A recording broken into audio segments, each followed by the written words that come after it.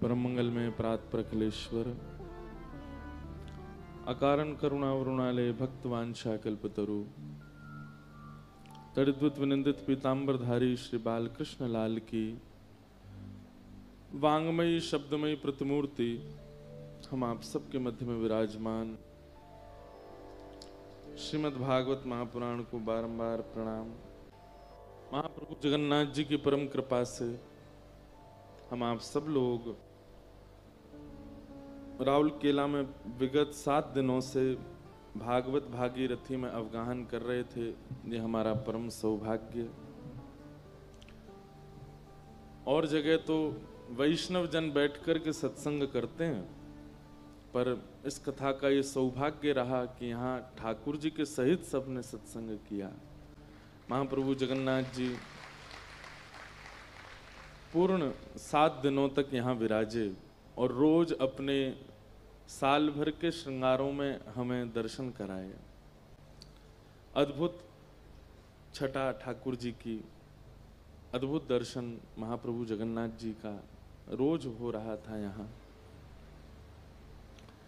मंच पर विराजमान महाप्रभु जगन्नाथ जी, सुभद्रा जी, बलभद्र जी, सुदर्शन जी एवं समस्त विप्रवृंद, समस्त गंधर्वजन और आप सभी राउरकेला निवासी वैष्णव भक्त वृंद सबको जय श्री कृष्ण, जय सिया राम, जय सिया राम, जय श्रीमन नारायण, जय श्रीमन नारायण, जय जय श्री राधे, जय जय श्री राम, जय जगन्नाथ, जय जगन्नाथ।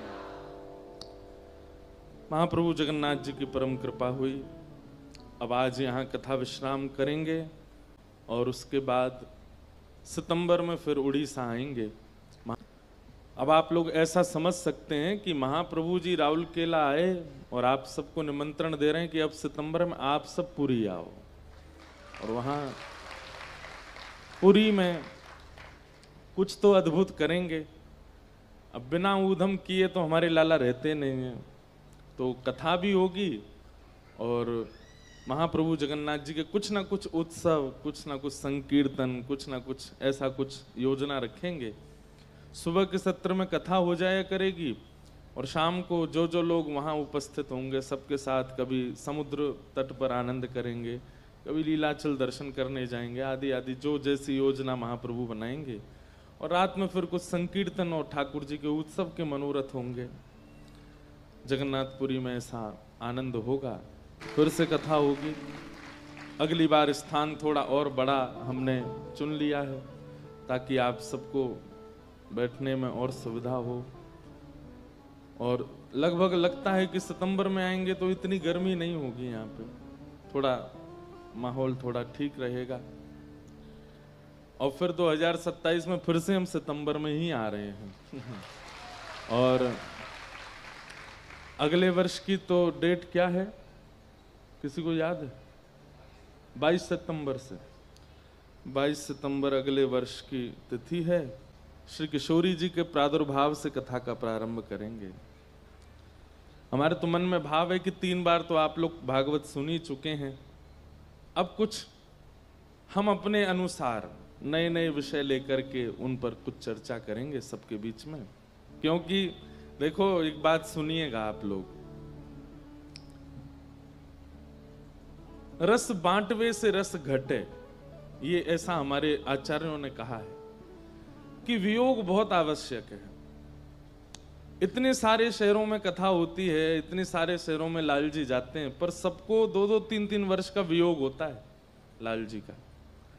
और जब वियोग होता है ना, तो फिर उनकी इच्छा, उनकी भावना, वो सब बहुत तत्पर होती है। राउरकेला में हर वर्ष कथा होगी तो आप लोग आलसी हो जाओगे। पास में कहीं कथा होगी तो आ तो रहे हैं, अभी सितंबर में यहीं आ रहे हैं, वहां क्या जाए हम। अब जहाँ कथा नहीं होती बेचारे वो दौड़ दौड़ के आते हैं। ये महाराज जी 2 साल नहीं आएंगे, लाल जी के दर्शन नहीं होंगे, तो वहां चलो। इसलिए अभी तो पहले से ही हम दे चुके हैं, नहीं तो आगे से तो ये रखा है कि एक शहर में कम से कम 5 साल का गैप होना चाहिए दोबारा कथा में। मतलब एक बार जब व्यक्ति कथा सुनने आवे तो अगली बार आवे तो या तो ब्याह करके आवे या बालकों के साथ आवे। 5 साल 3 साल का तो कम से कम गैप होना चाहिए। वियोग से भक्ति पुष्ट होती है। यदि व्यक्ति को कभी वियोग ना हो तो पुष्टता नहीं आ पाएगी। पुष्टता मतलब स्थिरता। इसलिए वियोग आवश्यक है। किसी भी संबंध में हो, आपके सांसारिक संबंधों में भी यदि वियोग का अनुभव आपको नहीं होता है, विछोह का अनुभव आपको नहीं होता है, तो वो संबंध, उसकी वैल्यू नहीं कर पाओगे आप। इसलिए थोड़ा बहुत विछोह, वियोग ये आवश्यक है। और भक्ति में तो बहुत ज्यादा, भक्ति में तो बहुत ज्यादा। हमने एक दिन कथा में बताया ना, चैतन्य महाप्रभु अपने 24 वर्ष जगन्नाथपुरी निवास में केवल 2 बार गरुण स्तंभ पार करके आगे गए, नहीं तो वहीं पीछे से ही दर्शन करते थे। जबकि वहां से कितनी दूर दिखते हैं जगन्नाथ जी। क्योंकि कहीं ना कहीं वियोग में, कहीं ना कहीं विछोह में उत्कंठा, तड़प बढ़ती है मिलन की। और इसीलिए महाप्रभु जी के भावों को सब लोग जानते हैं कि चैतन्य महाप्रभु किसी का स्पर्श मात्र कर देते थे तो उसमें भक्ति प्रकट हो जाती थी। विछोह वियोग बहुत आवश्यक। इसीलिए ठाकुर जी रास विहार में अंतर ध्यान होते हैं। रास लीला करते करते गोपियों के बीच से अंतर ध्यान हुए, और अंतर ध्यान होकर के जब पुनः आए तब महारास हुआ। तो बीच में कुछ समय का विछोह वियोग आवश्यक है। अब एक बात बोले आपको, वियोग का अनुभव कृष्ण लीला में किसको नहीं हुआ बताओ? यदुवंशियों को। उन यदुवंशियों को वियोग का अनुभव नहीं हुआ, इसके कारण नाश करवाना पड़ा ठाकुर जी को। आज कथा ठाकुर जी के गृहस्थाश्रम की है, उसमें सब लीला आती है, लेकिन अभी बात शुरू हुई है तो मैं अंत पहले बता देता हूं। जय महाप्रभु जगन्नाथ की। ये हमारे जगन्नाथ जी के श्रृंगारी महाप्रभु जगन्नाथ जी की ध्वजा सेवा में रहते हैं। महाप्रभु जी के खूब सुंदर सुंदर भाव प्रकट करते हैं। ऐसे आप पधारे, आपको बारंबार वंदन, खूब खूब नमन करते हैं। जय हो। क्या बता रहा था मैं? यदुवंशी। राम अवतार में क्या हुआ था? श्री रामावतार में, सब लोग इधर देखो, भगवान जब रावण से युद्ध करने जा रहे थे, अब आपको आश्चर्य नहीं होता, वानरों की सेना लेकर के गए। इतने बड़े बड़े राक्षसों से युद्ध करने के लिए ठाकुर जी वानरों की सेना लेकर के गए। जो रामावतार में हुआ वही कृष्णावतार में हुआ क्या कि जब राम रावण युद्ध के लिए वानर सेनाओं का चयन किया गया तो श्री राम जी ने अपने जैसा बल समस्त वानरों को प्रदान कर दिया। मतलब भगवान में जो 6 भग होते हैं, 6 ऐश्वर्य होते हैं, और जिन शक्तियों से साक्षात भगवान नियुक्त होते हैं, उन सब भक्तियों का अंश वानरों को दिया ठाकुर जी ने, ताकि वे युद्ध कर सकें। नहीं तो रावण की सेना कोई सामान्य नहीं थी। जिनके नगर की रक्षा करने वाली द्वारपाल पे बैठी हुई, द्वार पर बैठी हुई लंकिनी इतनी खतरनाक थी। सोचो, द्वारपाल इतना खतरनाक है तो भीतर रहने वाले लोग कितने खतरनाक। उनसे वानर युद्ध कर रहे हैं। वानरों में इतनी शक्ति होती है? नहीं होती। राम जी ने अपनी शक्ति से युक्त किया वानरों को। इसीलिए हनुमान जी महाराज कहते हैं तब प्रताप रघुनाथ। ये मेरा बल नहीं है, ये राम जी का बल है। लेकिन राम लीला में अद्भुतता ये हुई कि राम रावण युद्ध के बाद वानरों ने उन शक्तियों को वापस कर दिया, ठाकुर जी के चरणों में निवेदित कर दिया। बोले नाथ, आवश्यकता के लिए आपने हमको योग्यता प्रदान की, अब वही योग्यता हम आपको वापस कर रहे हैं, ये शक्ति हमारी नहीं है। ठीक वैसे ही भगवान ने यदुवंशियों को अपनी शक्ति प्रदान की। जैसे भगवान श्री कृष्ण हैं चतुर्भुज रूपधारी, वैसे ही सब यदुवंशी हैं। भगवान के दूर के रिश्तेदार यदुवंशी जहां जहां तक हैं, सब भगवान के समान हो गए थे पृथ्वी के भार को हल्का करने के लिए। लेकिन पृथ्वी का भार हल्का हो गया। उसके बाद यदुवंशियों ने शक्ति वापस नहीं की ठाकुर जी को, बल्कि अभिमान करने लगे। किसी के घर में ब्याह है तो वो कहते, अरे भैया द्वारिकाधीश कृष्ण को निमंत्रण करना है, तो यदुवंशी क्या कहते, उनको क्या बुलाओगे, हम आ जाते हैं। ये देखो हमारे पास भी सुदर्शन चक्र है, हमारे पास भी चतुर्भुज हैं, हम भी नील मणि जैसे हैं। कहने का अभिप्राय शक्ति प्रदान प्रभु ने सतयुग में, त्रेता में भी की है, लेकिन त्रेता के वानरों ने शक्ति को वापस किया। शक्ति प्रदान द्वापर में भी की है, लेकिन यदुवंशियों को उसका अभिमान हो गया, इसलिए भगवान को नाश करवाना पड़ा। विचार कीजिएगा इस विषय पर। आपके पास जो भी शक्तियां हैं ये सब ठाकुर जी ने दी हैं, चाहे वो देखने की, सुनने की, पाने की, करने की, सोचने की, समस्त शक्तियां ठाकुर जी ने दी हैं। उन शक्तियों से अपने जीवन को, अन्यों के जीवन को और संसार को सुदृढ़ बनाओ। लेकिन जैसे सुदृढ़ होता दिखे, उन शक्तियों को धीरे धीरे ठाकुर जी को निवेदित करते रहो। नाथ, इसकी आवश्यकता अब मुझे नहीं है, ये परिपूर्ण है। क्योंकि कहीं ना कहीं ठाकुर जी के द्वारा दिए गए बल का जब आप अतिभोग करते हैं, तो यदुवंशियों के साथ जो हुआ वो हमारे साथ भी होगा, नाश। मुझ में बोलने की शक्ति है, आप में कुछ करने की शक्ति है, कुछ किसी में कुछ सोचने की शक्ति है, किसी पर धन की शक्ति है, किसी में शारीरिक बल की शक्ति है। उसका एक समय तक उपभोग करने के बाद फिर श्री जगन्नाथ महाप्रभु को निवेदित कर देना चाहिए। हे महाप्रभु जी, अब इसका अधिकार आपका है, हमारा जीवन यापन हो चुका, अब हमें इसकी आवश्यकता नहीं है। तब ठाकुर जी आनंदित होते हैं, बोले देखो ये अच्छा है। इसलिए हनुमान जी ठाकुर जी के परम सखा हैं, हनुमान जी ठाकुर जी के परम शिष्य हैं। क्यों? क्योंकि बल होते हुए भी उस बल का कभी अतिक्रमण नहीं किया अपने जीवन में।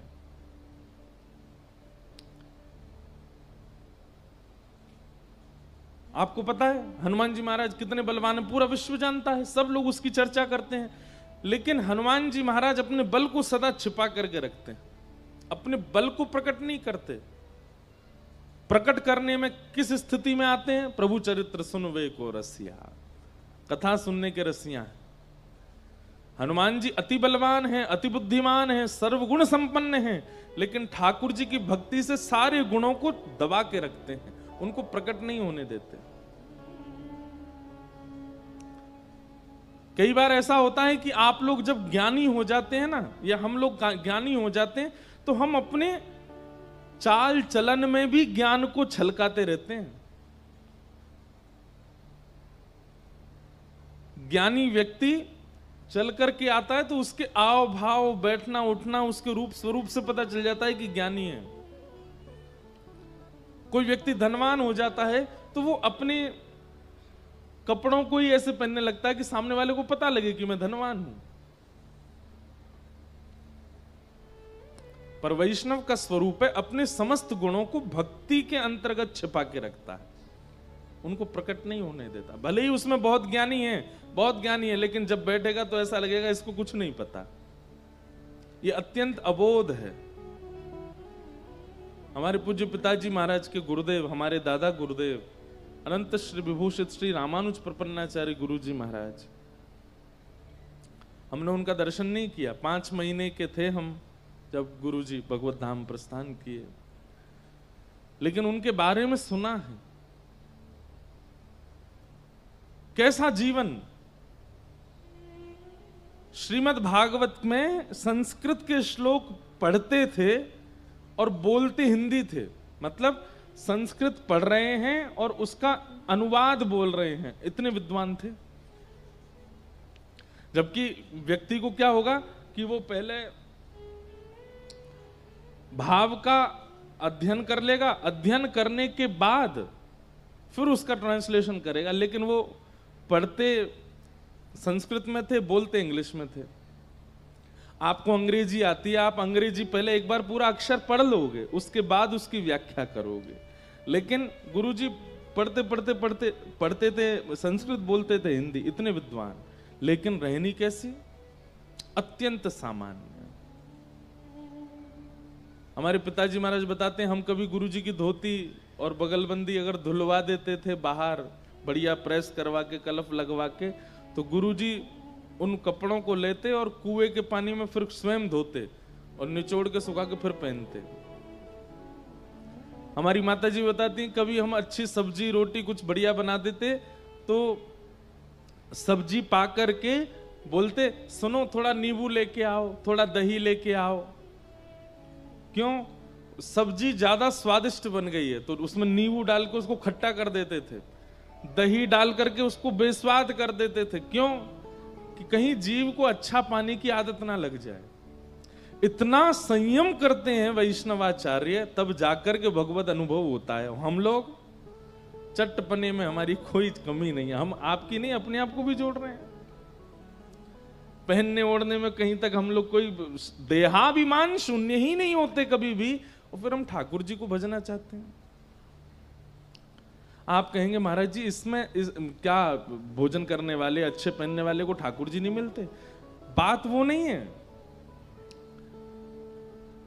वैष्णव का स्वरूप ऐसा होता है कि वो स्वयं अच्छा ना खाए, ठाकुर जी को खिलाएगा। स्वयं अच्छा बन के ना रहे, ठाकुर जी को बनाएगा। स्वयं का श्रृंगार ना हो, लेकिन ठाकुर जी का होना चाहिए। वो श्रृंगार में मतलब जो संसार के व्यवहार अपने लिए विचार करते हैं, वो सब ठाकुर जी के लिए विचार करता है, अपने लिए नहीं। ये वैष्णव का स्वरूप है। वो अपने ज्ञान को, अपनी बुद्धि को, अपने बल को, सबको भक्ति के लेप में छिपा करके रखता है, उसको प्रकट नहीं होने देता।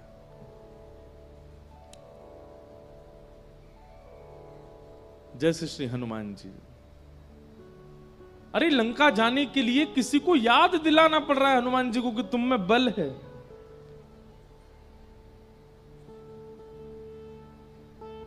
ऐसे श्री हनुमान जी क्यों?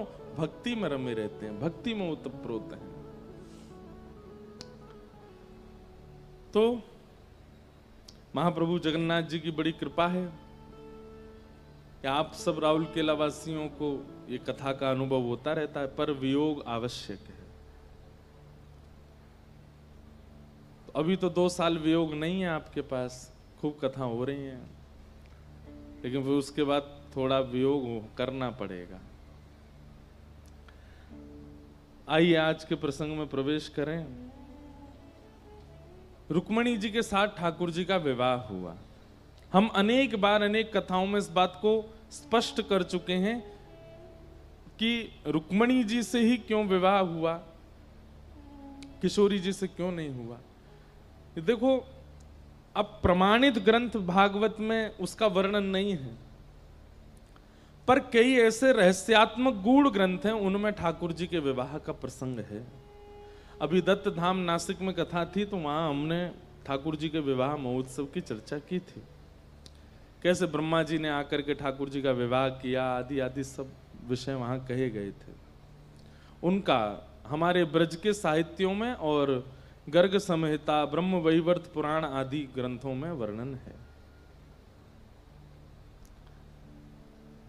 लेकिन श्रीमद् भागवत में भगवान की बहुत अंतरंग लीलाओं को ज्यादा प्रस्तुत नहीं किया, क्योंकि अधिकारी और अनधिकारी का विचार किया है। लोग अधिकारी हैं कि नहीं। श्री राधा तत्व, श्री किशोरी जी का तत्व अत्यंत गूढ़ है, अत्यंत रहस्यमय है। आप लोग उनका नाम जपते हैं, आप लोग किशोरी जी का नाम सुनते ही खड़े हो जाते हैं, नृत्य करने लगते हैं, आनंदित हो जाते हैं, वृंदावन बरसाना दर्शन करने जाते हैं, पर उनके मूल तत्व को समझने की सामर्थ्य वो तो कोई सद्गुरु ही प्रदान कर सकते हैं। उनके मूल भाव को जानने की सामर्थ्य किशोरी जी साधारण नहीं है। उनका प्रादुर्भाव धराधाम पर ज्ञान, भक्ति, वैराग्य आदि के स्थापन के लिए नहीं हुआ है। किशोरी जी का प्रादुर्भाव धराधाम पर केवल और केवल रसिक जनों को प्रेम रस पिलाने के लिए हुआ है। रसिक कौन है? जो सदा रस में ही रहते हैं, जिनके लिए ठाकुर जी के द्वारिका लीला ठाकुर जी की ऐश्वर्य लीला प्रधान नहीं है। ठाकुर जी की बाल लीला, ठाकुर जी की भाव लीला, जो इसी में ही रमे रहते हैं। श्याम दोनों सघन वन में विहार कर रहे हैं और विहार करते करते किशोरी जी की चूनर एक वृक्ष के कांटे में इरज गई है, अटक गई है, फंस गई है। और जैसे ही किशोरी जी की चूनर फंसी है, उस चुनरी को सुलझाने के लिए श्याम सुंदर गए हैं। लेकिन जैसे ही श्याम सुंदर वहां गए हैं, श्याम सुंदर की काली कमली भी वही में इरज गई है। किशोरी जी भी इरज गई, ठाकुर जी की कमरी भी इरज गई। अब दोनों एक ही वृक्ष के पास खड़े हैं। सब सखियां दूर से निहार रही हैं और दूर से निहार करके कई सखी कह रही, अरे ये दोनों श्याम सुंदर और किशोरी जी की देखो चुनरी और कमरी फंस गई है, चलो जाके याकू सुलझाए दो। तब बाकी सखी कह रही हैं, अरे तू काई को आगे जा रही है, तू रहने दे, इरजी रहने दे। इन दोनों ने इरझे दो सुरझत नाही, दोनों इरज गए हैं, सुलझ नहीं रहे हैं। गोपियां कह रही हैं, अरे ये दोनों अगर सुलझ जाएंगे तो कोई कहीं को जाएगा, कोई कहीं को, और फिर इनको देखवे के काजे सघन कुंज के भीतर जानो पड़ेगा। अच्छा है ना ये यहीं इरझे रहे, ताकि हम लोग यहीं बैठ कर के अपने नेत्रन से इनकी रूप माधुरी को दर्शन करते रहे। इरझे दो सुरझत नाही, इरझे रहने दो इनको, ताकि जब तक इरझे रहेंगे तब तक नेत्रों को दिखते रहेंगे। बंधुओं, जैसे हम संसारी जीवों के लिए दर्शन के लिए सुंदर माहौल का होना, सुंदर दृश्य का होना आवश्यक है, ऐसे ही ब्रज के रसिकों के लिए प्रिया प्रियतम ही दर्शन के अधिकारी हैं। नेत्रों से केवल उनको देखते हैं। जैसे हम संसारी जीव कानों से कोई भी संगीत गीत सुनने के इच्छुक होते हैं, ब्रज के रसिक जन कानों से केवल और केवल प्रिया प्रियतम के भाव सुनते हैं। हम संसारी जीवों को अपने जिह्वा से ना जाने कितने रसों के आस्वादन की इच्छा होती है, पर ब्रज के रसिक जन वे तो केवल प्रिया प्रियतम के प्रेम विलास का ही आस्वादन करते हैं। उनकी इंद्रियां और किसी भोग भाव में नहीं रहती हैं। ऐसेों के लिए किशोरी जी का प्रादुर्भाव हुआ है। इसलिए संसार के लोगों के लिए किशोरी जी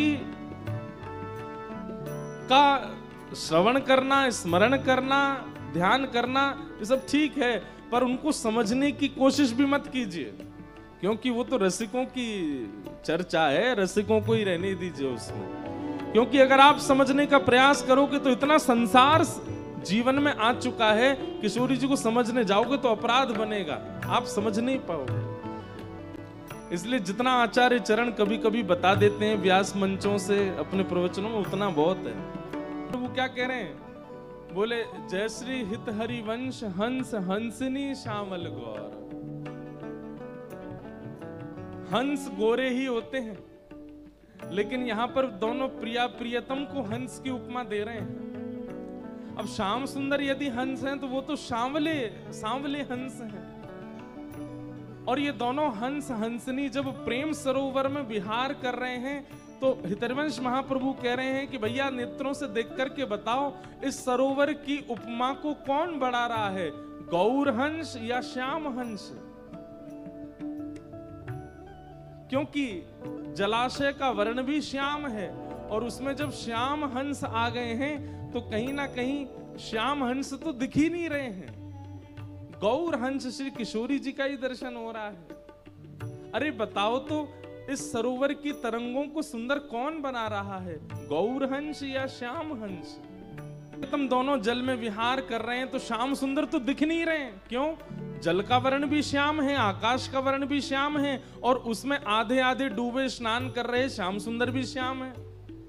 तभी क्या होता है, सूर्य का एक प्रकाश यमुना जी पर पड़ता है, और उस यमुना जी से वह तरंग उठ करके किशोरी जी के मुखमंडल पर पड़ती है, और किशोरी जी के मुखमंडल से वही तरंग जाकर के फिर यमुना जी में पड़ती है, और जिस जगह श्याम सुंदर स्नान कर रहे हैं उस स्थान का यमुना जी का जल गौर वर्ण का हो जाता है। किशोरी जी की छाया पड़ने से उस जगह का जो यमुना जल है उसकी जो तरंग है वो गौर हो जाती हैं और श्याम सुंदर दिखने लग जाते हैं। किशोरी जी श्याम वर्ण के यमुना जल में विहार करती हैं और किशोरी जी के प्रतिबिंब से यमुना जी का जल गौर हो जाता है और उसमें श्याम सुंदर विहार करते हैं। तब दूर बैठी सब रसिक और सखियां श्याम सुंदर का दर्शन करके कहते हैं अब बिल्कुल अलग है, सबको समझ नहीं आ सकता।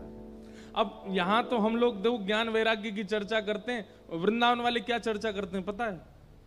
वृंदावन वाले कहते हैं बोले ठाकुर जी किशोरी जी से पूर्णिमा पर मिलते हैं।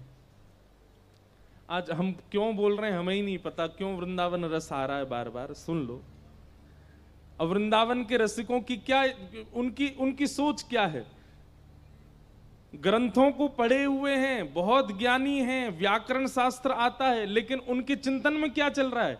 चिंतन में ये चलता है ठाकुर जी और किशोरी जी रोज मिलते हैं जी, रोज मिलते हैं, तो पूर्णिमा पर मिलते होंगे तो ठाकुर जी दिखते होंगे, लेकिन पूर्णिमा के बाद जैसी चंद्रमा घटने लग जाता होगा किशोरी जी को ठाकुर जी दिखते कैसे होंगे? और अमावस्या पर तो क्या ही करना पड़ता होगा किशोरी जी को। अमावस्या पे ठाकुर जी तो मिलते हैं अमावस्या को भी, अब अमावस्या को तो ठाकुर जी अंतर ध्यान हो जाते होंगे, किशोरी जी को कहनी पड़ती हो कि श्याम सुंदर ने हंसो, दांत दिखेंगे तो पता चलेगी तुम कहां हो। अब ये चिंतन है ब्रजवासियों का।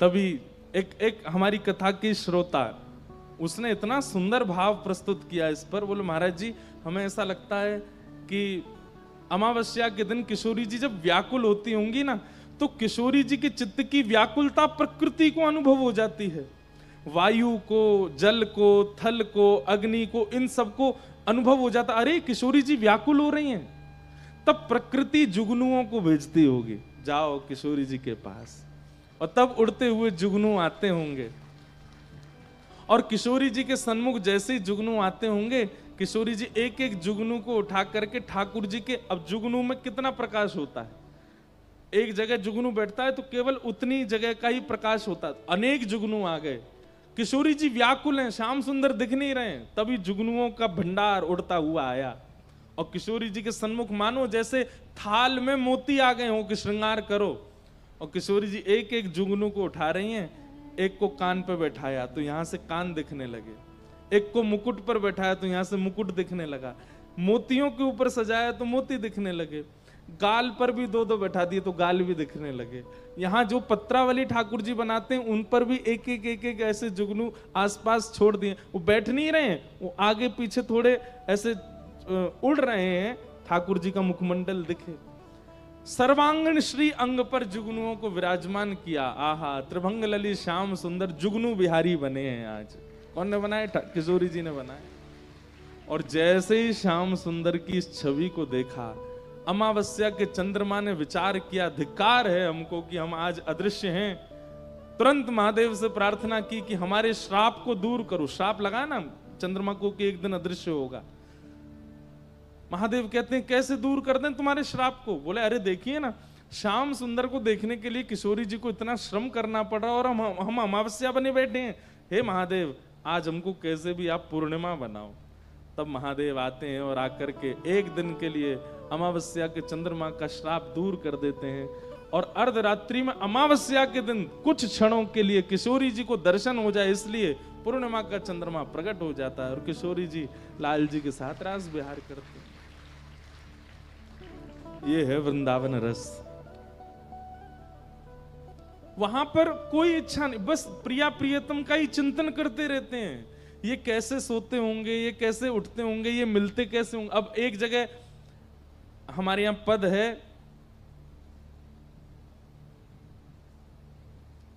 किशोरी जी सखियों के साथ, ठाकुर जी सखाओं के साथ। अब भाई प्रेम में भले ही सबको पता है कि ये प्रेमी हैं, लेकिन फिर भी सबके सन्मुख तो संकोच ही होता है ना। आजकल के बच्चों को नहीं होता, वो बात अलग है। आजकल के बच्चों बिल्कुल संकोच नहीं करते। हमारी कहीं कथा थी तो दो आए दंपति, युवा ही थे, 25-26 साल के होंगे, तो प्रणाम किया। अब मेरे को संकोच में क्या कहूं, ये बहन भैया हैं कि पति पत्नी है, कौन है। मैंने कहा अच्छा, कहाँ से आए? महाराज जी यहीं से आए हैं, हम दोनों पढ़ते हैं साथ में। अब मैं मन में सोचूं, एक ही परिवार से भैया बहन छोड़ दिए हैं, हॉस्टल में हो सकता आए हूँ मिलने। मैंने कहा अच्छा क्या पढ़ते हैं आप? बोले ये इंजीनियरिंग करता है और मैं अभी सीए की पढ़ाई कर रही हूँ। मैंने कहा अच्छा, एक ही घर में रहते हैं? नहीं नहीं नहीं महाराज जी, ये मेरे प्रेमी हैं। मैंने कहा अच्छा।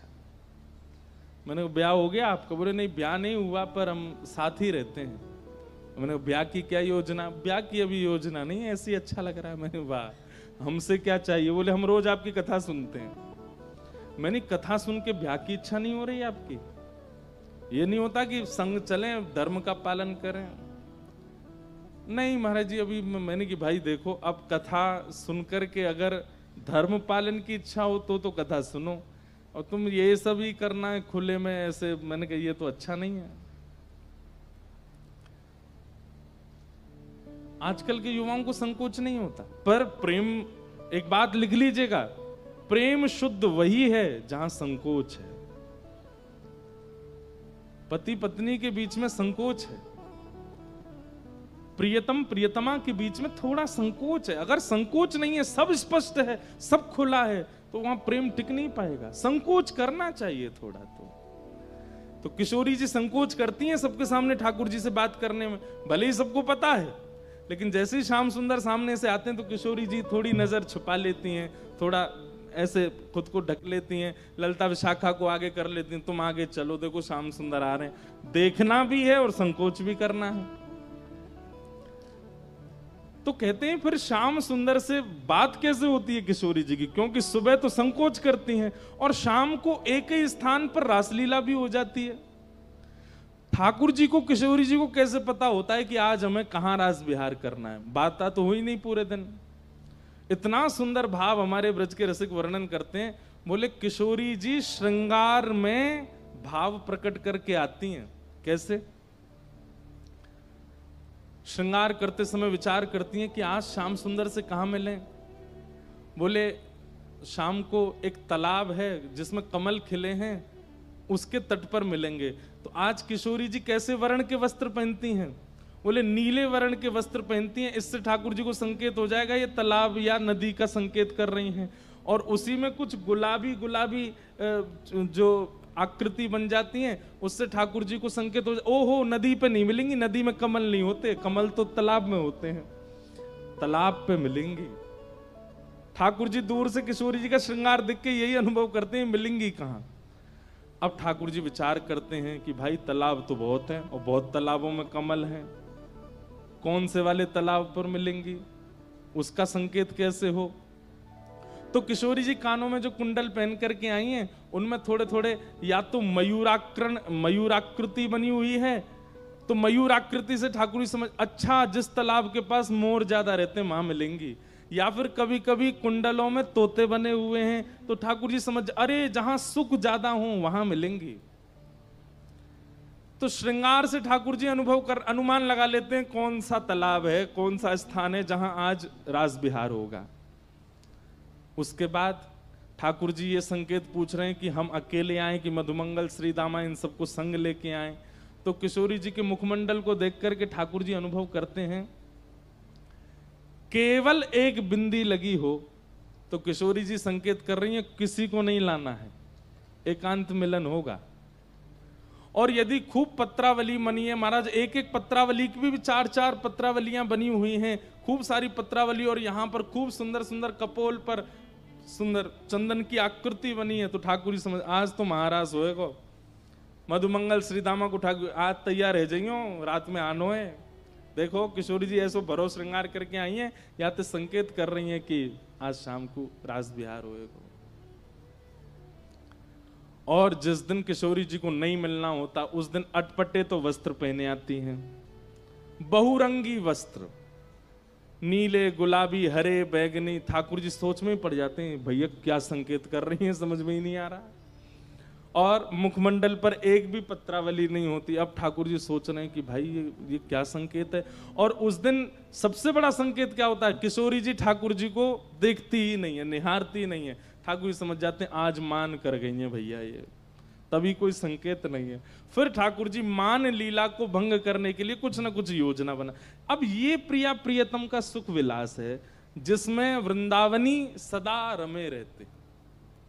बड़े बड़े ज्ञानी, बड़े बड़े वैरागी, बड़े बड़े विरक्त छके रहते हैं ऐसे भावों में। इसके लिए किशोरी जी का आगमन हुआ।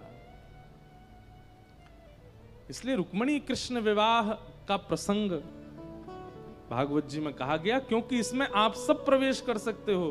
प्रिया प्रियतम के सुख विलास में सबका प्रवेश नहीं हो सकता।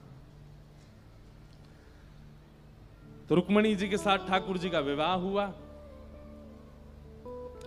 आज तो भैया सूर्य नारायण बहुत ही जोर से चमक रहे हैं आकाश में, सब बहुत परेशान हो रहे हो। चिंता मत करो, अभी छटपट कथा पूरी करते हैं। नहीं, पजर जाओगे सबरे। ब्रजभाषा में जलने को बोलते हैं पजर गए हो। क्या बोल रहे हैं? पजर गए हो। तो भगवान के रुक्मणी जी के साथ में विवाह हुआ, क्योंकि मूल तत्व तो नारायण है। नारायण का विवाह लक्ष्मी से होता है। दूसरा विवाह ठाकुर जी का जामवती के साथ हुआ। तीसरा विवाह सत्यभामा के साथ हुआ। अच्छा एक बात बोले, आपको तो फिर भी ने कहा हवा लग रही होगी, हमारे तो एसी बंदे ही पड़े हैं, पता नहीं क्या हो गया इनको। अब हम ऐसे तो बोल नहीं सकते ठीक करो, तो ऐसे ही बता रहे हैं।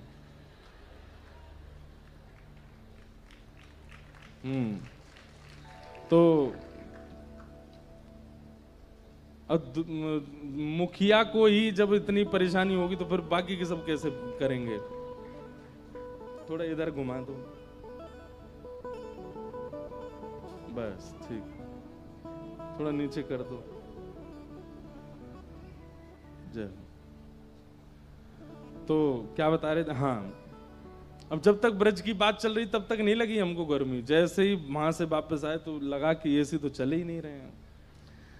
रुक्मणी जी के साथ में विवाह हुआ। दूसरा विवाह ठाकुर जी का जामवती के साथ, तीसरा सत्यभामा के साथ, चौथा कालिंदी यमुना के साथ। भगवान के बंधुओं, ये अष्ट प्रमुख विवाह हैं।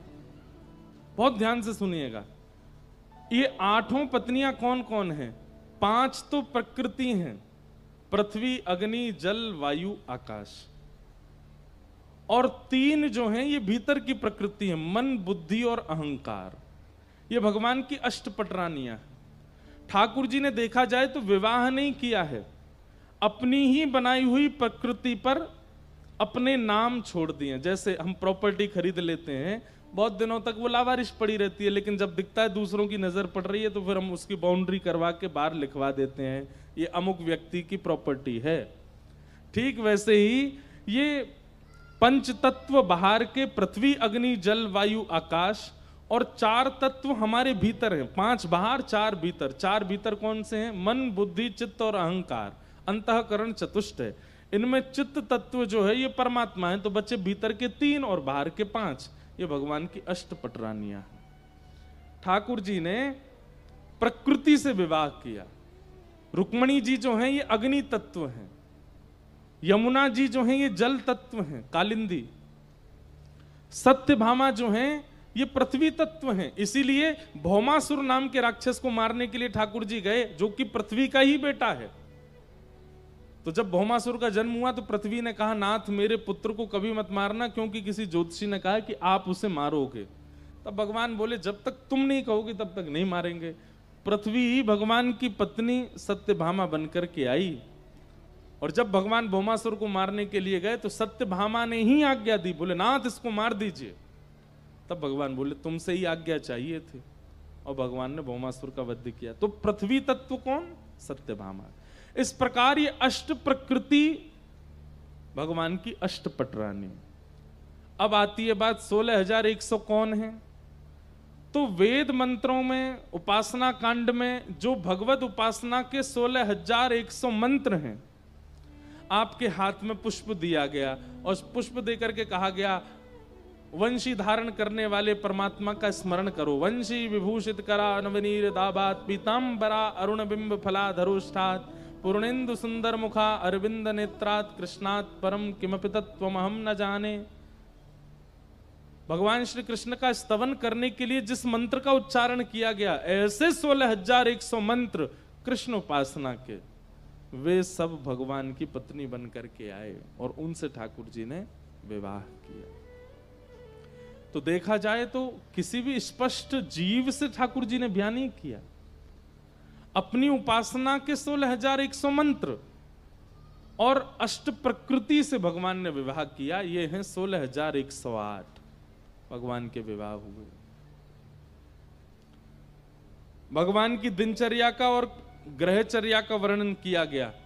ठाकुर जी की दिनचर्या बताई गई। ठाकुर जी सुबह सुबह उठ जाते हैं भोर में, और भोर में उठ करके स्नान ध्यान करके सबसे पहले ठाकुर जी ध्यान में बैठते हैं। आप कहेंगे ठाकुर जी किसका ध्यान करते हैं?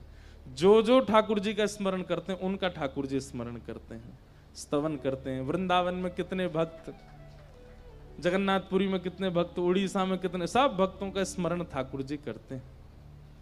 और सब भक्तों का स्मरण करने के पश्चात फिर ठाकुर जी अपने पांचजन्य शंख का नाद करते हैं द्वारिका में।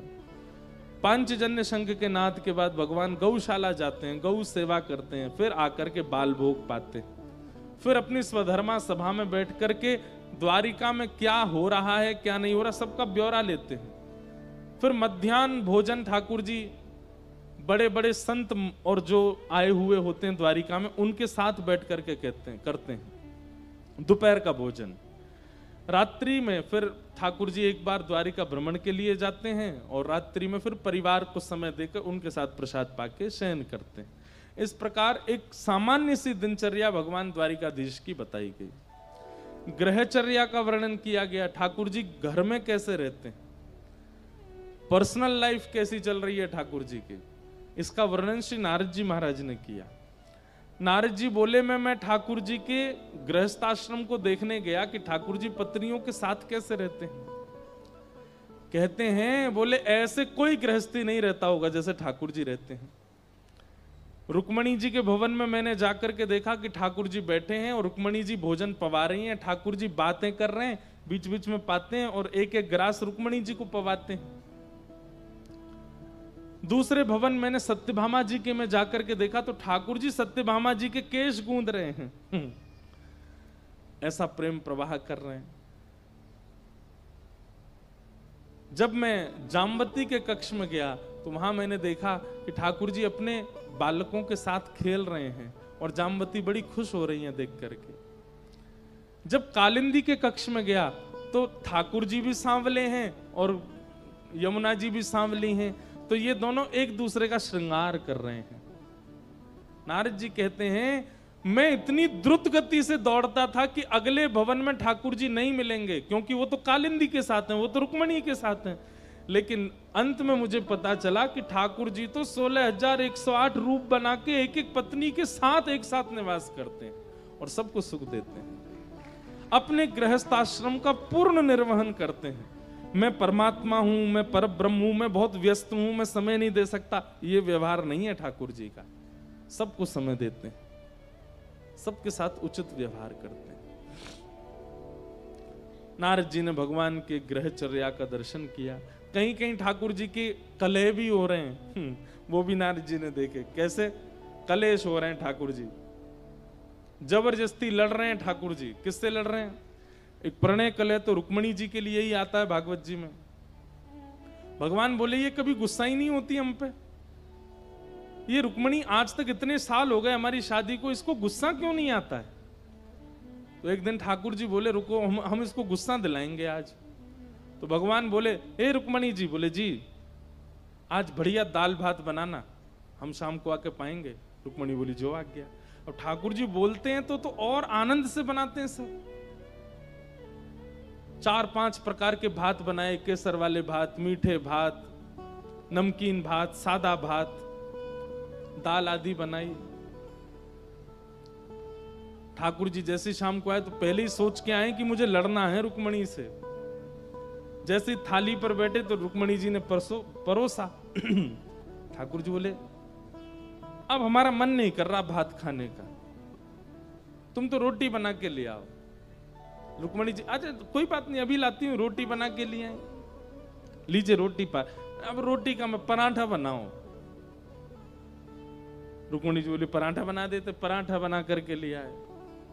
सुनो देवी मुझे भूख ही नहीं लग रही, मैं तो सोने जा रहा हूं। रुक्मणी जी बोली कोई बात नहीं, आप सहन कर लो। इतनी सुबह से बना रही हैं सब कुछ, लेकिन रुक्मणी जी को फिर भी क्रोध नहीं आया। ठाकुर जी पौड़ गए, रुक्मणी जी चरण दबाने लगी। थोड़ा धीरे दबाओ ना, बहुत तेज दबा रही हो। रुक्मणी जी धीमे धीमे दबाने लगी। अब अभी भी तेज दबा रही हो, और धीमे दबाओ। रुक्मणी जी अब बिल्कुल स्पर्श कर रही हैं। अरे मेरे पांव में दर्द हो रहा है, थोड़ा धीरे दबाओ। रुक्मणी जी हाथ ऊपर करके अपनी छाया से दबा रही हैं। ठाकुर जी कह रहे हैं नहीं मानोगी तुम अभी। बोले मैं स्पर्श ही नहीं किया, आप क्यों नाटक कर रहे हो इतना। अब देवी मुझे तो भूख लग रही है, मैं तो पाऊंगा। बोले चलो पालो। अंत में ठाकुर जी ने हाथ पकड़ा, तुम क्रोध क्यों नहीं कर रही हो हम पे, हम तुमसे इतना लड़ने का प्रयास कर रहे हैं, ये करते हो, तुम लड़ती नहीं हो हमसे। रुक्मणी जी कहती हैं जिसको श्याम घन प्राप्त हुए हों, जिसको ऐसा अमूल्य रत्न प्राप्त हो गया हो, उसकी हर अवस्था स्वीकार है। अभी चतुरासी जी का पद है, जोई जोई प्यारो करे सोई मोहे भाव।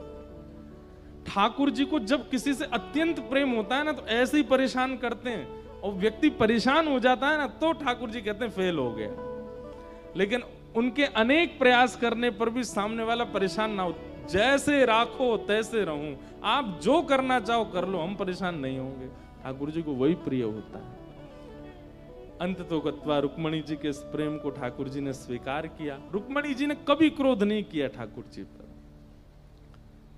और एक पत्नी है भगवान की सत्यभामा, वो 365 दिन में एक बार प्रेम से बात करती हैं ठाकुर जी से, नहीं तो डांटती ही रहती हैं। ठाकुर जी बहुत डरते हैं सत्यभामा से।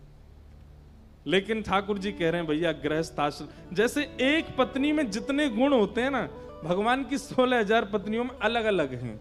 एक गुण रुक्मणी में, एक गुण सत्यभामा में, एक गुण जाम्बती में, एक गुण कालिंदी में। लेकिन ठाकुर जी कहते हैं सर्व गुण होने चाहिए गृहिणी में। उससे भय भी होना चाहिए, उसके प्रति प्रेम भी होना चाहिए, उसके प्रति सम्मान भी होना चाहिए, उसके प्रति आदर भी होना चाहिए, उसके प्रति दासत्व का भाव भी होना चाहिए, उसके प्रति प्रभुत्व का भाव भी होना चाहिए। सब भाव भगवान अपने गृहस्थाश्रम में जी रहे हैं, आनंद कर रहे हैं। तभी पांडवों ने राजसूय यज्ञ किया, भगवान को आमंत्रित किया। ठाकुर जी जरासंध के यहां गए, जरासंध को वध करवा करके भीम से 20,000 राजकुमारों को वहां बंदी थे, वहां से मुक्त करवा करके राजसूय यज्ञ में गए। और वहां जाकर के राजसूय यज्ञ में आने वाले लोगों के पादुका उठाने की सेवा ठाकुर जी ने की।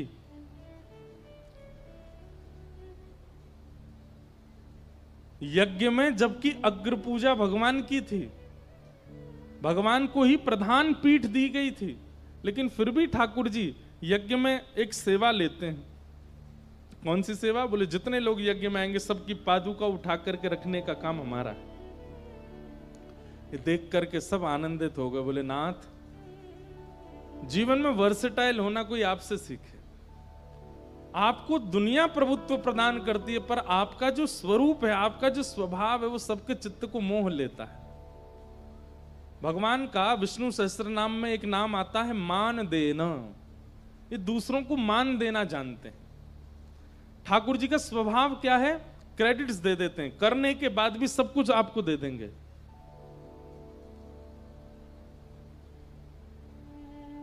मैं कहूं मैंने 7 दिन कथा सुनाई, मेरी कथा सुन के एक व्यक्ति के जीवन में परिवर्तन हो गया।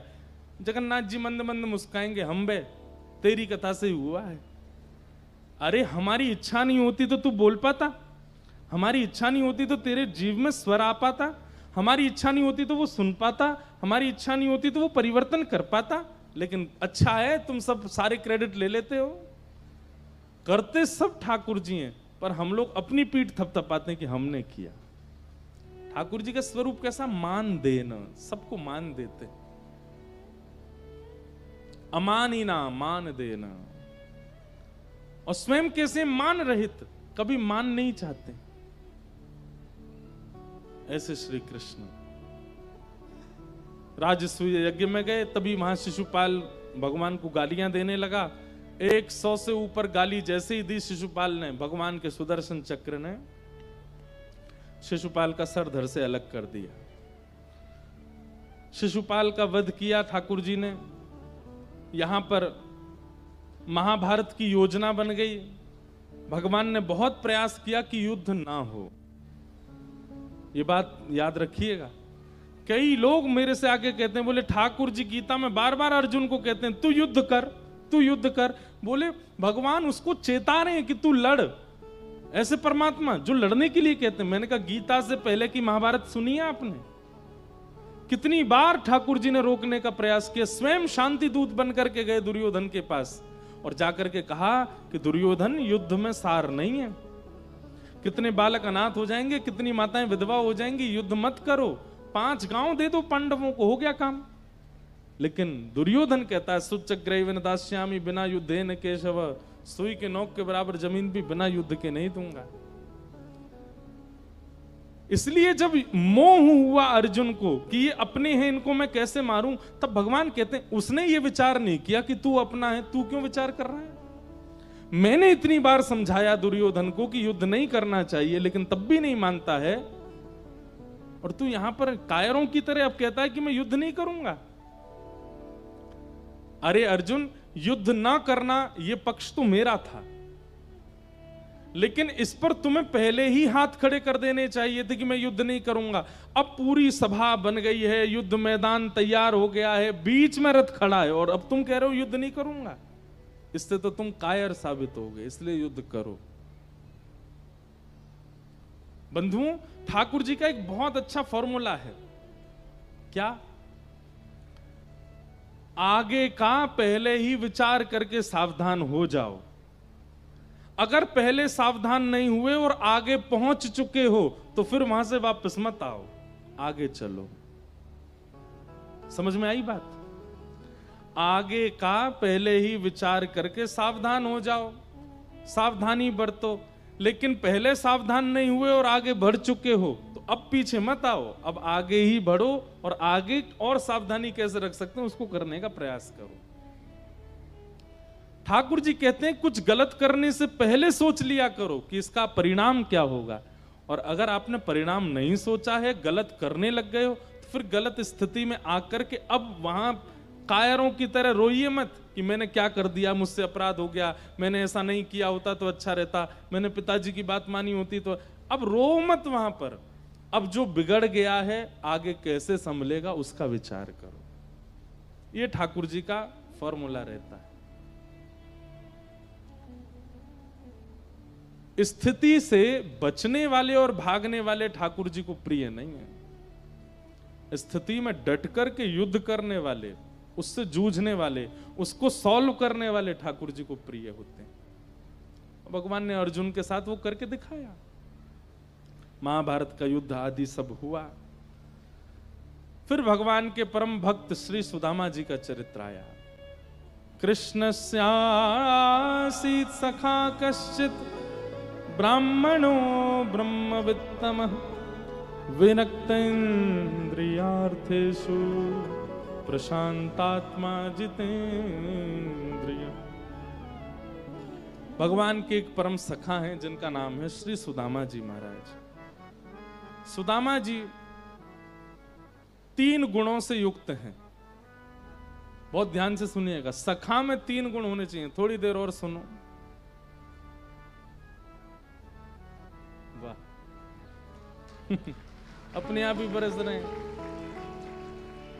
वो जब किसी के यहाँ जाते हैं ना, वो ऐसे घुमा के पटाखे फोड़ते हैं। ऐसे कथा के विश्राम में जगन्नाथ जी फोड़ रहे हैं ऊपर से, कहां से आ रहे हैं। तो भगवान के परम सखा श्री सुदामा जी में 3 लक्षण हैं। विरक्तेंद्रिय, प्रशांतात्मा, जितेंद्रिय। अगर ठाकुर जी के प्रति किसी का सख्य भाव है, आप जगन्नाथ जी को अपना सखा मानते हो, तो 3 लक्षण आपके अंदर होने चाहिए। सबसे पहला विरक्तेंद्रिय, अपनी इंद्रियों को केवल और केवल भगवत प्रसाद ही प्रदान करो। कितनी इंद्रियां हैं शरीर में? 10।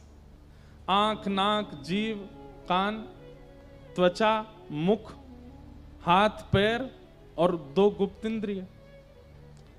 इन 10 इंद्रियों को केवल भगवत आस्वादन कराओ, ये प्रथम लक्षण। मतलब अगर कोई कितना भी अच्छा गा रहा है लेकिन भगवत संकीर्तन नहीं है, मत सुनिए। कोई कितना भी अच्छा बना रहा है लेकिन भगवत प्रसाद नहीं है, मत पाइए। कोई कितनी भी सुंदर जगह ले जा रहा है लेकिन उस सुंदर स्थान पर ठाकुर जी नहीं है, तो मत देखिए। भगवत विमुख कोई भी वस्तु का आस्वादन अपनी इंद्रियों को मत करवाइए।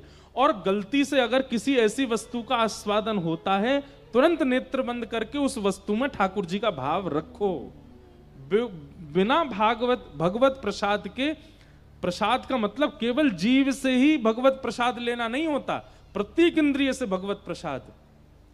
हम देखें भी केवल भगवत भक्तों को, हम सुने भी केवल भगवत भक्तों को, हम पावें भी केवल भगवत भक्तों को, हम मिलें भी भगवत भक्तों से, हम जाएं भी भगवत स्थानों पर।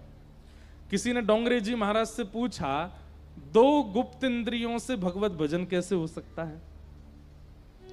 इन इंद्रियों से तो हम कर सकते हैं, पर जो गुप्त इंद्रिय अशुद्ध अपवित्र इंद्रियां हैं, उनसे भगवत भजन कैसे हो? और आप कहते हैं कि समस्त इंद्रियां अर्पित करो ठाकुर जी को। इतना सुंदर उत्तर दिया डोंगरे जी महाराज ने। महाराज जी कहते हैं, बोले जैसे सुबह उठते ही घर की माताएं पूरे घर को स्वच्छ करती हैं, झाड़ू लगाती हैं, पोंछा करती हैं, बिस्तर संवारती हैं, जो भी खराब है घर में सबको ठीक करती हैं, ठीक वैसे ही ये देह देवालय है। इस देह में जगन्नाथ जी विराज रहे हैं, मेरे अंदर ठाकुर जी रहते हैं। इस भावना से अपने तन के मल और मूत्र का परित्याग करके अपने देह को अंदर से स्वच्छ बनाने की भावना, ये गुप्त इंद्रिय से भगवत भजन है। प्रत्येक इंद्रिय भगवत भजन में लग सकती है। आप सुबह जा ही रहे हैं स्नान आदि शौच के लिए, बस उस समय ये विचार करके चले जाओ कि ये देह देवालय है, जगन्नाथ जी इसमें विराजते हैं, मेरा हृदय ही श्री मंदिर है, वहीं पर ही जगन्नाथ जी बैठे हैं, इसके आसपास जो भी अपवित्रता है मैं उसको स्वच्छ करने के लिए प्रस्थान। इस भावना से आप स्नान आदि शौच के लिए जाओगे तो वो भी भजन है। एक भी इंद्रिय भगवत विमुख भाव में ना रहे, ये सखा का पहला लक्षण होना चाहिए। विरक्त इंद्रिय। श्री हितरवंश महाप्रभु जी का आज स्मरण हुआ। उनकी एक लीला कथा आती है कि हितरवंश महाप्रभु बाल्यकाल से ही ठाकुर जी का महाप्रसाद पाते थे। छोटी सी अवस्था में अगर ठाकुर जी को बिना निवेदित किए जल भी उनकी मां ने पिलाया तो अत्यंत प्यासे हरिवंश बालक भी उस जल को नहीं पीते थे। पहले प्रिया प्रियतम का भोग लगाओ तब पीऊंगा, नहीं तो नहीं पीऊंगा। एक बार की बात, बड़ी मधुर लीला है कि हरिवंश बालक अपने माता पिता के पास सोए थे, रात्रि की बात, छोटे से हैं अभी। तो रात में कभी कभी बालक उठ जाते हैं, रोते हैं, भूख लगती है उनको। ऐसे ही हरिवंश जी उठ गए, रोने लगे, मुझे तो भूख लगी है, मुझे बहुत जोर की भूख लगी है, कुछ खिलाओ। तो इनके पिताजी व्यास मिश्र, अरे बालक तू रात में क्यों रो रहा है? अरे लाला सो जा, सुबह उठ जाएगा फिर तेरे को भोग लगा के पवाएंगे। अब तू बिना भोग के पावे नहीं, रात में ठाकुर जी शयन कर रहे हैं, उनका भोग कैसे लगेगा? सो जा। नहीं नहीं मुझे तो भूख लगी है, कुछ पाना है, मुझे तो कुछ पाना है। तो इनकी माता जी गई और रसोई से कुछ सामग्री ले आई। सामग्री लाई तो इन्होंने दूर कर दी, नहीं पहले भोग लगाओ। अब बोले ठाकुर जी को उठाएंगे रात को, रात के 12-1 बजे होंगे, उस समय घड़ी तो नहीं थी पर घनघोर रात्रि हो रही थी। और अब ठाकुर जी को उठा के कैसे भोग लगाएंगे? लेकिन बालक इस बात को कैसे समझे? वो तो बाल हटे, रोवे सो रोवे, मुझे तो पाना है, मुझे तो पाना है और भगवत प्रसाद ही पाना है। तो हरिवंश जी की रोने की आवाज ठाकुर जी को सुनाई दे गई और सोते भये श्याम सुंदर उठे। उनके उनके उनके पिताजी के सेवा के ठाकुर जी श्री राधा मोहन जी, युगल सरकार। तो ठाकुर जी उठे, उठ करके श्री जी को उठा रहे, श्री जी उठो, श्री जी कह रही कहा भयो, देखो ना हरिवंश बालक रो रहा है। क्यों रो रहा है? बोले ये इसको भूख लगी और ये हमारे प्रसाद के अलावा कुछ पाता नहीं, रात में कोई प्रसाद है नहीं। किशोरी जी बोली अब कहा करें? तो ठाकुर जी के बगल में बंटा भोग रखा था, ठाकुर जी ने बंटा भोग उठाया, खोल करके किशोरी जी को पवा में, स्वयं पा में, और दोनों अपने अपने अधर से छिवा करके थोड़ा थोड़ा वहां में छोड़ते जाएं। जैसे बादाम है, थोड़ा ठाकुर जी खावें, थोड़ा किशोरी जी खावें, फिर बचा हुआ छोड़ दें। फिर कुछ मखाने खावें स्वयं, किशोरी जी खावा में छोड़ दें में, मिश्री खावें, किशोरी जी खावा में छोड़ दें में। मतलब अपना भोग लगा लगा करके बंटा भोग में छोड़ रहे हैं। किशोरी जी बोली उसको तो प्यास भी लगी, अब पानी। बोले जल्दी ते अपने पांव लटकाओ नीचे। तो बिस्तर के नीचे किशोरी जी ने पांव लटकाए, तो ठाकुर जी झारी जी लेके किशोरी जी के चरण धोने लगे, और फिर अपने पांव लटका के अपने चरण भी धोए, और धो करके एक पात्र में ले लिए, और बंटा भोग और पात्र दोनों पर्दा के बाहर पधरा दिए ठाकुर जी ने। छोटे से ठाकुर जी हैं। अब किशोरी जी बोली अब इनको कैसे पता चले कि हमने भोग लगा दिया है? पास में घंटी रखी थी, ठाकुर जी ने घंटी बाहर फेंक दी, गिरी। अब जैसी घंटी गिरी तो व्यास मिश्र जी बोले अरे मंदिर से घंटी की आवाज आई, देखियो कोई चूहा तो नहीं। जैसे ही भीतर जाकर के देखा तो ठाकुर जी की घंटी नीचे पड़ी है, और सामने बंटा भोग खोले हैं, और सारे जो भी प्रसाद हैं बंटा भोग में, उन सब पर ठाकुर जी की दतुइयां के चिन्ह बने हुए हैं, और सामने पात्र में जल भरा है, उस जल में चंदन केसर आदि युक्त है। और जैसे ही पर्दा नेक हटाए के देखो तो किशोरी जी और ठाकुर जी दोनों मूर्तिमंत होकर के लेट गए, लेकिन दोनों के चरणों में जल के कुछ कुछ बिंदु पड़े हैं। ये देख करके व्यास मिश्र जी भावुक हो गए कि हमारे लाला को भूख लगी तो ठाकुर जी सचल होकर के भोग लगा रहे हैं और जल प्रदान कर रहे हैं कि उसको पवाओ। ऐसे श्री हितरवंश महाप्रभु, आप प्रसाद लेने का नियम ले लीजिए।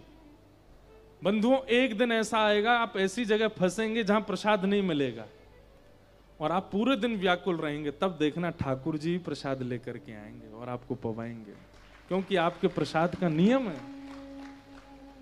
इसलिए प्रथम ये नियम ले लीजिए कि जो भगवत विमुख वस्तु है उसका आस्वादन नहीं करना है।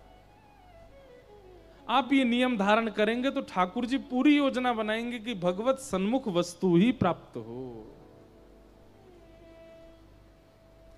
दूसरा प्रशांत आत्मा। सुदामा जी का दूसरा गुण क्या है? अत्यंत शांत, प्रशांत, कम बोलते। और तीसरा जितेंद्रिय, अपनी इंद्रियों को जीत रखा है। ये तीन लक्षण सखा में होने चाहिए, तभी ठाकुर जी उसका सखत स्वीकार करते हैं। सुदामा जी महाराज पत्नी के बहुत हठ करने पर द्वारिका गए, भगवान ने जाकर के खूब सत्कार आदर किया। अंत में सुदामा जी महाराज को इंद्र की संपदा प्रदान कर दी। बोलो भक्तवत्सल भगवान की। श्री सुदामा जी का मंगल चरित्र सुनाया गया, यदुवंशियों के संहार की कथा सुनाई गई। भगवान अपने बालकों को एक बात समझाते हैं, बहुत ध्यान से सुनिएगा। 5 चीजों का जीवन में होना और इन 5 के साथ एक छठवीं वस्तु का ना होना नाश का कारण बनती है। कौन कौन सी 5 चीजें? ध्यान से सुनो। रूप का होना, सुंदरता होना, और इसके साथ में सत्संग ना होना। सुंदरता है और जीवन में सत्संग नहीं है तो आप अपनी सुंदरता का दुरुपयोग करोगे। दूसरा यौवन, युवावस्था का होना और सत्संग का ना होना, बिगड़ने के पूरे चांस होते हैं। तीसरा संपत्ति, बहुत संपत्ति होना और सत्संग का ना होना, ये नाश का कारण बनता है।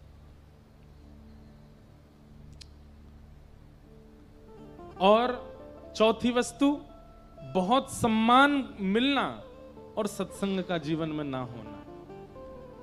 बहुत सम्मान मिलता है, जहां जाते हैं लोग बाग आपको पूजते हैं, आपके संग फोटो खींचते हैं, आपके पैर छूते हैं, लेकिन आपके जीवन में सत्संग नहीं है। तो ये सारी स्थितियां आपको ऊंचा तो उठाएंगी, लेकिन सत्संग ना होने के कारण एक दिन बहुत नीचे गिरा भी सकते हैं। माधवदास जी का बहुत अच्छा एक चरित्र आता है ना, जगन्नाथपुरी के माधवदास जी, उनकी इतनी यश हो गया था पूरे जगन्नाथपुरी में, उनकी भक्ति का, उनकी सेवा का, उनके भाव का, उनकी विद्वत्ता का, कि वो जहां से निकलते थे ऐसे लोग पुष्प की पूरी लड़ी बना देते थे। अब माधवदास जी का नियम था, वो 3 बार दर्शन करने जगन्नाथ जी के जाते थे, सुबह, मध्याह्न में और रात्रि में। तीनों बार उनके भवन से लेकर के जगन्नाथ मंदिर तक फूल ही फूल बिछे होते थे। माधवदास जी कहते नहीं थे किसी को, पर पुरी के लोग उनका सम्मान करते थे। तो माधवदास जी को लगता था भाई ये बहुत ज्यादा सम्मान होता है मेरा, और अति सम्मान होने से कभी कभी अपच हो जाती है, सम्मान का अपच हो जाता है, क्या करें?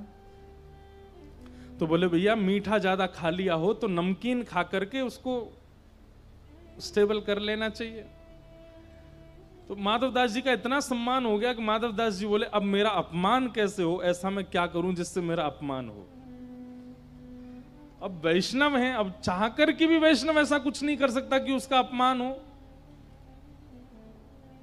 लेकिन माधवदास जी ने एक युक्ति सोची। माधवदास जी भिक्षा याटन करते थे, भिक्षा मांग करके पाते थे। अब एक तो होता है कि द्वार पर खड़े होकर के आप भिक्षा मांगो, भीतर से लोग आटा दाल चावल देते हैं, लेकिन माधवदास जी की भिक्षा कैसी होती थी? 5 के 5 घरों में 56 भोग बने हैं। बोले आज माधवदास जी यहीं कहीं आएंगे, हमारे घर में पाएंगे। माधवदास जी कहते थे हमें भिक्षा दे दो। अरे भीतर पधारो, चौकी चांदी की लगी, सोने की थाली, उसमें पवाते। माधवदास जी बोले हमारी भिक्षा तो भिक्षा से ही नहीं रह गई है, अब इतना लोग सम्मान करते हैं। तो एक दिन माधवदास जी कहीं भ्रमण कर रहे थे, तभी आपने देखा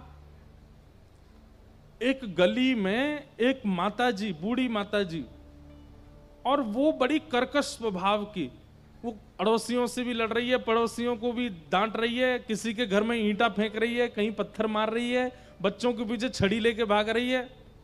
माधवदास जी बोले मिल गई यजमान, आज इसी के घर भोजन करूंगा। गुस्से में तिल मिला रही थी, अपने घर में बैठ करके कुछ कर रही थी। इतने में माधवदास जी, अच्छा हमारे ब्रज में तो ऐसा नियम है कि जो भिक्षा करने वाले महापुरुष होते हैं ना, आज भी हमारे घर आते हैं।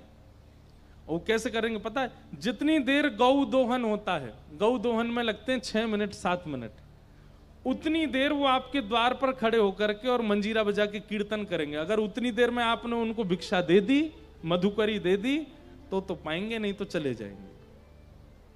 हमारी माता जी ध्यान रखती हैं, जब हम लोग सब बाहर होते हैं, घर पे किसी को छोड़ के जाती हैं, वो कह के जाएंगी मंजीरे की आवाज आए तुरंत बाहर जाके प्रसाद दे देना बाबा, नहीं तो भूखो रहेगो। ऐसे कई महापुरुष हैं ब्रज में। तो माधवदास जी मैया के द्वार पर जाकर के मंजीरा बजाने लगे, हरे कृष्ण कृष्ण कृष्ण। मैया बोली क्या बात है? बोले मैया हम भिक्षा पाते हैं, कहीं भी चले जाते हैं, आज आपके घर में पाने की इच्छा है। मैया कर्कश स्वभाव की, बोले आओ बैठो। माधवदास जी को भिक्षा पवा दी। माधवदास जी बोले यहां अच्छा, ना ज्यादा सम्मान होता है, ना ज्यादा ऐसा कुछ होता है, अच्छा यहीं पाऊंगा। अगले दिन माधवदास जी फिर आ गए। क्या बात है बाबा, कल तो दिया था आपको? बोले मैया आज भी पवा दो, बड़ा स्वाद लगा था कल आपका भोजन, इसलिए हमारा मन हुआ कि हम पालें। मैया बोली बैठ जाओ। मैया ने भीतर जाके सोची रोज रोज आ रहा है, ऐसा कुछ कर दूं कि कल से नहीं आए। तो सब्जी में जबरदस्ती मिर्च डाल दी, नींबू निचोड़ दिया, इतनी तीखी कर दी कि ये खाएंगे और मचल जाएंगे। लो बाबा पाओ। माधवदास जी ने जैसे ही पाया, पाते ही आंख बंद हो गई, आंसू निकलने लगे, इतनी मिर्च। लेकिन माधवदास जी समझ गए ये जानबूझ के कर रही है कि कल से मैं नहीं आऊं। और मैया पूछे बाबा कैसा बना है? माधवदास जी के बहुत स्वाद, कल से भी अच्छा आज बना है। मैया बोली इस पे तो कोई फर्क नहीं पड़ा। अब आज माताजी सुबह से ही चिंता में थी कि कहीं आज बाबा नहीं आ जाए। गोबर का चौका लगा रही थी घर में। बाहर आकर के माधवदास जी मंजीरा बजाने लगे। मैया बोली क्या बात है? बोले मैया भिक्षाम देही। इतनी जोर से क्रोध आया कि वो पोंछा ही गोबर का फेंक के मार दिया। लो भिक्षा, खा लो इसको। अब भिक्षा में जो मिल जाए वो स्वीकार करना पड़ता है। पोंछा गोबर का लेकर के, जय हो जगन्नाथ, आज तो यही भिक्षा मिली है। लेकिन माधवदास जी का नियम था कि रोज ठाकुर जी को अर्पित करते थे भिक्षा, फिर पाते थे। अब ये गोबर का पोंछा कैसे अर्पित करें ठाकुर जी को? जाकर के उसको धोया, धो करके उससे गोबर हटाया, और जो पोंछा था उसके सूत, उसके धागे अलग अलग किए, सूत अलग अलग करके उसका बढ़िया दिया बनाया। दिया बना करके उसको बढ़िया पात्र में रखा, उसमें घी डाला और उसमें अग्नि प्रज्वलित करके महाप्रभु जगन्नाथ जी की आरती कर दी। बोले ये भी अर्पित। क्यों करते थे माधवदास जी ऐसा? क्योंकि बहु सम्मान कई बार आपकी वास्तविकता को नष्ट कर देता है। हम व्यासपीठ पर बैठते हैं, हम कभी कभी अनुभव करते हैं कि पहले का कई आंतरिक स्वभाव इतना सम्मान मिलने से घट जाता है, लेकिन फिर सत्संग से वो समत्व होता है। पर घटने की बड़ी हम तो रोज कथा कर रहे हैं तो हमको इतनी सावधानी रखनी पड़ती है। हमको पता चलता रहता है कि बहुत सम्मान से क्या घटना घट रही है भीतर। सामान्य व्यक्ति का जब बहुत सम्मान हो जाता होगा तो वो तो किस स्थिति में पहुंच जाता होगा। अरे पैर नहीं टिकते जमीन पर, उड़ने लगता आकाश में आदमी। इसलिए बहुत सम्मान की इच्छा मत रखो। तो रूप, यौवन, संपत्ति, बहु सम्मान और इनके साथ सत्संग का ना होना, ये भगवत भक्ति में बाधा बनता है। भगवान अपने पुत्रों को समझाते हैं, यदुवंशियों को समझाते हैं, तुम्हारे पास रूप भी है, यौवन भी है, संपत्ति भी है, सब कुछ है, पर तुम लोग सत्संग नहीं करते। यदुवंशी बोले, अरे हम क्यों सत्संग करें? हम तो भगवान के ही वंशज हैं, हमको सत्संग की क्या आवश्यकता है? सत्संग तो वो करते हैं जो आपको पाना चाहते हैं, हमको तो आप मिले हुए हो। ठाकुर जी बोले, यही नाश का कारण बनेगा तुम्हारा। मेरे मिलने के बाद भी सत्संग का त्याग मत करो। ध्रुव जी को भगवान मिले, उसके बाद दर्शन देने के बाद ठाकुर जी ने कहा 36,000 वर्ष के लिए जाओ और जाकर के सत्संग करो। 36,000 वर्ष। प्रहलाद जी को ठाकुर जी मिले, उसके बाद प्रहलाद जी को आज्ञा की कि सत्संग करो। अरे कपिल भगवान तो स्वयं कर्दम ऋषि के यहां जन्मे हैं, लेकिन फिर भी कर्दम ऋषि को आज्ञा देते हैं कि जाओ सत्संग करो। इसका मतलब क्या है? ठाकुर जी का दर्शन भी वह परिवर्तन आपके चित्त में नहीं कर पाएगा जो सत्संग कर देगा। इसलिए सत्संग का त्याग कभी मत करना। अच्छा चलो सब चीज छोड़ो, हनुमान जी को तो राम जी मिले हुए हैं, लेकिन फिर भी प्रभु चरित्र सुन वे को रसिया। अरे हनुमान जी के स्तवन में कहा जाता है, यत्र यत्र रघुनाथ कीर्तनम तत्र तत्र कृतमस्तकांजलिम बाष्पवारी परिपूर्ण लोचनम मारुतिम नमत राक्षसांतकम। हनुमान जी कहाँ हैं? बोले यत्र यत्र रघुनाथ संकीर्तनम। जहां जहां ठाकुर जी रघुनाथ जी की कथा कीर्तन चल रही होगी, हनुमान जी वहीं बैठे होंगे। जबकि राम जी तो उनके लिए हमेशा द्वार खोल के बैठे, जब चाहे हनुमान जी जा सकते हैं, लेकिन फिर भी हनुमान जी कथा चुनते हैं, दर्शन नहीं। सत्संग बहुत आवश्यक है। भगवान के यदुवंशियों ने नहीं मानी और इसी का कारण हुआ, संतों का अपमान किया और समस्त यदुवंशियों को एक लौह पिंड के द्वारा यदुवंश का विध्वंस होगा ऐसा श्राप लगा। लौह पिंड को घिस करके समुद्र में डाल दिया, एरका नाम की विषैली घास बन गया। यदुवंशी युद्ध करते करते उस घास के संस्पर्श में आए और आपस में लड़ते झगड़ते हुए नष्ट हो गए। दाऊ दादा ने जब ये दृश्य देखा तो ठाकुर जी से कहा, लाला अब मैं तो लीला पूरी करके जा रहा हूं, मैं नहीं देख पा रहा हूं। ठाकुर जी बोले, आप चलो, मैं भी आ रहा हूं। और श्री बलराम जी महाराज शेषनाग का रूप धारण करके क्षीर सागर में प्रविष्ट हो गए। बोलो बलराम जी महाराज की। भगवान ने कहा जाते जाते मुझे ज्ञान उपदेश करना है। तभी भगवान प्रभाषित क्षेत्र में गए, वहां पर उद्धव को ठाकुर जी ने भागवत धर्म का उपदेश किया। इतना अद्भुत है भागवत धर्म। ठाकुर जी ने उद्धव जी महाराज के अनेक प्रश्नों के उत्तर देते हुए भागवत धर्म सुनाया। तत्पश्चात भगवान ने उद्धव को आज्ञा दी, उद्धव अब तुम बद्रीनाथ जाओ और वहीं निवास करो। साथ में मैत्री मुनि विराजमान थे, उनको भगवान ने आज्ञा की कि आप हरिद्वार जाइए और वहां मेरे परम प्रिय विदुर जी आएंगे, उनको आप ये कथा सुनाना। इस प्रकार भागवत धर्म को ठाकुर जी ने हम सब तक पहुंचाया।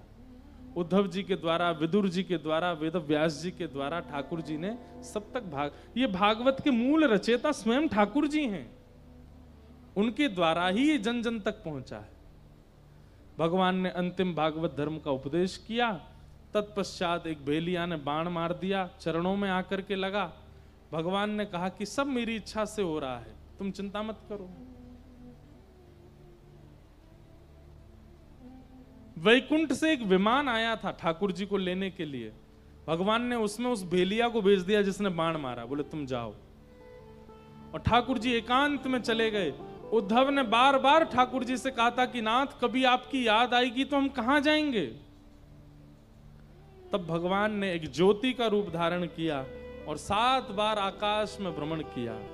और तिरोधाय प्रविष्टोयम श्रीमद् भागवतार्णवम, 7 बार आकाश में भ्रमण करके उद्धव को दर्शन दे करके ठाकुर जी श्रीमद् भागवत धर्म के उपदेश में आकर के विराजमान हो गए।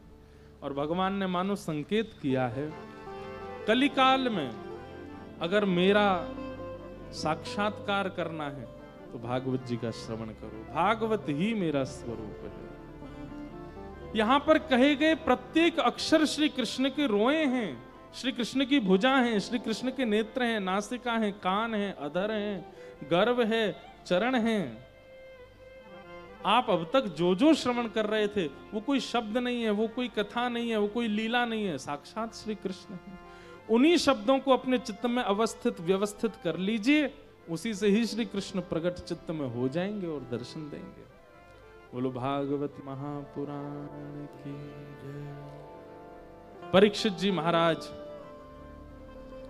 इनको राज्य गद्दी पर बिठा करके पांडव स्वर्गारोहण को चले गए थे। कलयुग इनको मिला था, इन्होंने उसको 5 स्थान दिए। एक संत का अपमान हो गया जिसके कारण 7 दिन में मरने का श्राप लगा। सुकाचार्य जी ने आकर के 7 दिन तक इनको कथा सुनाई। आज कथा का विश्राम। श्री सुखदेव जी महाराज कहते हैं, परीक्षित त्वम तु राजन मरिष्येति पशु बुद्धिम इमाम जही। हमारी मृत्यु नहीं होती, हमारी आत्मा दिव्य है, वो शरीर बदलती है, कभी एक शरीर में कभी दूसरे शरीर में। कर्म बंधन के कारण उसको बार बार जन्म लेना पड़ता है, लेकिन भक्ति कर्म बंधन का त्याग करवा देती है और फिर सदा सर्वदा के लिए भगवत प्राप्ति करा देती है, जिससे पुनर्जन्म नहीं होता। तुमने कथा श्रवण कर ली, अब तुम्हारा पुनर्जन्म नहीं होगा। अब तुम भगवत धाम ही जाओगे और ठाकुर जी में विलीन होगे। लेकिन कब? परीक्षित को तो उसी समय तक्षक सर्प डसने वाला, इसलिए उनके लिए तभी भागवत जी लाभकारी थी। हमारे आपके लिए सुने हुए इन भावों को अब जीवन में उतारना है, और जीवन में जैसे जैसे उतारते जाएंगे पुनर्जन्म न विद्यते, फिर पुनर्जन्म नहीं होगा। इस प्रकार भागवत जी का आस्वादन कराया। तक्षक सर्प ने आकर के परीक्षित को डस लिया। उनका पंच भौतिक देह तो जल गया, लेकिन दिव्य आत्मा दिव्य रूप धारण करके और एक विमान में विराजमान होकर के भगवत धाम को प्रस्थान कर गई। बोलो भागवत महापुराण की जय। मार्कंडे ऋषि ने प्रलय काल का दर्शन किया। अनेक अनेक भाव सब सुनाए गए, सबको हम प्रणाम मात्र करते हैं। भागवत जी का अंतिम श्लोक सब लोग 3 बार मेरे साथ बोलेंगे। सब लोग सीधे बैठ जाओ, शुद्ध उच्चारण कीजिएगा। नाम संकीर्तनम यस्य, नाम संकीर्तनम यस्य, सर्व पाप प्रणाशनो, सर्व पाप प्रणाशनो, प्रणामो दुख समनः, प्रणामो दुख समनः, तम नमामि हरिं परम, तम नमामि हरिं परम। नाम संकीर्तनम यस्य, नाम संकीर्तनम यस्य, सर्व पाप प्रणाशनो, सर्व पाप प्रणाशनो, प्रणामो दुख समनः, प्रणामो दुख समनः, तम नमामि हरिं परम, तम नमामि हरिं परम। नाम संकीर्तनम यस्य, नाम संकीर्तनम धनं यस्य सर्वपापप्रणाशनो सर्वपापप्रणाशनं प्रणामो दुःखशमनः प्रणामो दुःखशमनः तं नमामि हरिं परं तं नमामि हरिं परं तं नमामि हरिं परं तं नमामि हरिं परं तं नमामि हरिं परं तं नमामि हरिं परं जय जय श्री राम जय जय श्री राम जय जय श्री राम श्री जगन्नाथ महाप्रभु की बलभद्र सुभद्रा मैया की लीलाचल धाम की नील चक्र की सुदर्शन जी महाराज की साक्षी गोपाल की समुद्र नारायण भगवान की जय जय श्री राम प्यारे गिरधर लाल की श्यामा हृदय कमल सो प्रगटो श्यामा हृदय कमल सो प्रगटो श्यामा हृदय कमल सो प्रगटो श्यामा हृदय कमल सो प्रगटो और श्याम हृदय कुम्हार वृंदावन प्यारो